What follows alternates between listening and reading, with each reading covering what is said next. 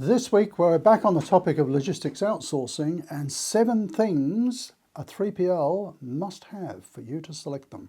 Coming right up.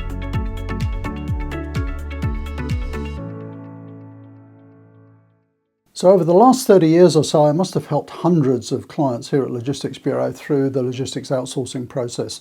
And what I'd like to do this week is to share with you 7 things I reckon the 3PLs must have, or 7 things that you've got to be really comfortable with for you to select them. And right at the end, I'm going to give you a little bit of a bonus tip as well. So number 1, what would that be? Industry experience. Look, it's always nice, I think, to have a bit of an outsider in the mix, maybe, if you're going through an RFT or an RFP process. But ultimately, you want a 3PL who's got experience with your products, particularly if there's some unique aspects about the handling of those products. So that would be certainly, I was going to say number 1. These are not in priority, but number 1 tip. Second one, I think, would be task experience, which is equally important.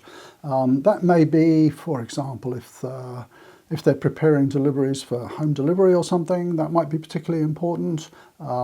Maybe supporting supermarkets, that might be particularly important for you. Maybe there are elements of the 3PL task, such as kitting for putting orders together. You want someone with that particular expertise. So I think that second one really important. The third one, and sometimes people miss this out. They wonder kind of how to tick this off, but they've got to have a good track record. So as you're going through an RFT process, you're certainly going to be asking for referrals, referees for the particular 3PLs that you're talking to. And, who gives out a bad reference? They don't. So you really need to think about some sort of independent way of talking to some of their previous or current customers as well.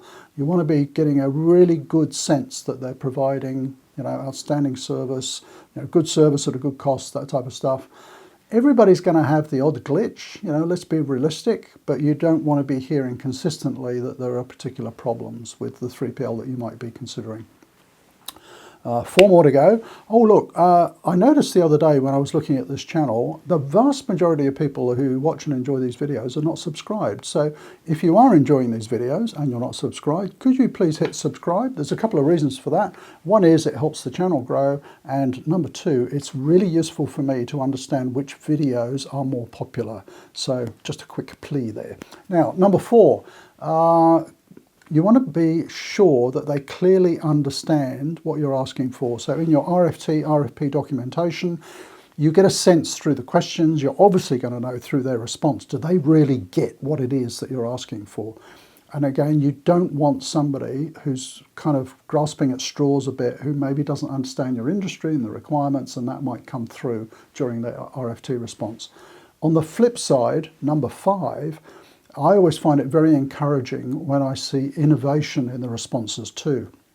So you always want what is called a conforming response. So if you have laid out in your documentation that you want people to tender on, these are the sort of 10 things we need and this is how we want them done. You want conforming responses so that you can compare them. You can compare apples and apples and the pricing's all going to be similar. But I would always encourage a non-conforming bid as well, because you may find a 3PL who says, what you're asking for actually doesn't make sense. We've developed this way of doing it and it's way better. And you want to know about that. So you want to be able to identify that innovation as it comes through, which I think is really important. Number 6, pricing. I try when I'm working with some of our consulting clients to keep their eye off the pricing bit until right towards the end. People can get a little bit hung up on the pricing. What I generally try and do is I set brackets for the pricing. Now, if you've already got a 3PL looking after you, you know what you're paying for them. You may know the sort of market pricing based on the last time you went to market. I always suggest that you have kind of a lower end and an upper end, where that sort of expectation band of where you expect the pricing to fall. If it's a little bit higher, I would kind of dig into that and maybe understand what it is that 3PL is doing that commands a higher price. It could be, their particular experience, the way they're undertaking the task. It could be, a whole raft of things. What I'm more concerned about, though, is the ones that are below the lower band. that can actually, if you've got a very low price coming in, it can be an indication that they don't really understand the task very well, or that they don't have the right experience to do it, or they might be trying to buy the contract. So, maybe they want to get into your industry and they're pricing low to try and win the business. That's not going to be sustainable. How long are they going to be able to withstand that pricing before they come back asking for more? So a bid that looks really great because it's cheaper than most of the others kind of sets off a few alarm bells for me. Now, before I get to the last one, if this is all sounding like a bit of a challenge for you and you're going through a logistics outsourcing process, I'll put a link down below, because if you want some help, we've helped hundreds of companies do this. So jump on that link and you can have a talk to us. You'll probably talk to me about it. Number 7, and I reckon this is one of the most important. So you've gone through the process of understanding that they're going to meet your service needs, they're within the right pricing range. What do you do when you've got 2 or 3 that potentially could undertake this contract for you and you're still a bit undecided? For me, it's simple. It comes down to cultural fit.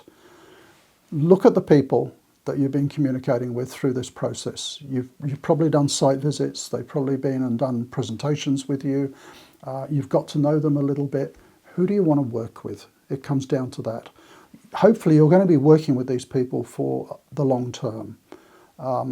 That's another topic for another day, but I always suggest that you're looking for a very long-term relationship here, because changing all the time is not good for anybody.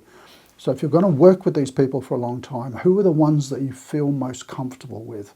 And I reckon that's the clincher at the end. If everything else is kind of equal, who do you really want to work with? Now, if you want some more information on this, up here I'm going to put a link to exactly the 8-step process that we go through here at Logistics Bureau. So if you want to have a go yourself at doing this, jump on that link. 8 steps to logistics outsourcing. It's exactly the process that I follow, and I'm sure you'll find that of use. But thanks for watching, and see you next time. Oh, if you think there's probably more than 7 essentials, do add them down in the comments below. I'd love to see what your thoughts are. See you soon.